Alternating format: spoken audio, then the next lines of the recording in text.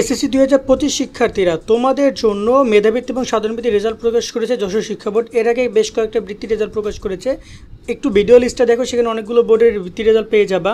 যশোর শিক্ষা বোর্ডের বৃত্তি রেজাল্ট তোমাদেরকে আমরা দেখিয়ে দিচ্ছি, যেখান থেকে তোমরা দেখে নিতে পারবা কোন কোন শিক্ষার্থীরা বৃত্তি পাচ্ছ।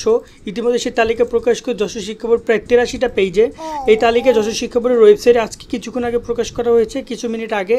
আমরা ভিডিও করে তোমাকে জানিয়ে দিচ্ছি তোমরা রেজাল্টটা কই থেকে দেখতে পারবা। তোমরা এই ভিডিওর কমেন্টে এবং ডিসক্রিপশনে পাবা এসএসসি রেজাল্টের যে অ্যাপস আছে সেই অ্যাপস। এই অ্যাপসে তোমরা আসবা, আসার পরে অ্যাপসটা ইনস্টল করে নিবা। অনেকের কাছে হয়তো ইনস্টল থাকতেও পারে, খোঁজ নাও। দেন তারপর তুমি এখানে বোর্ড বৃত্তি অপশনে ক্লিক করবা।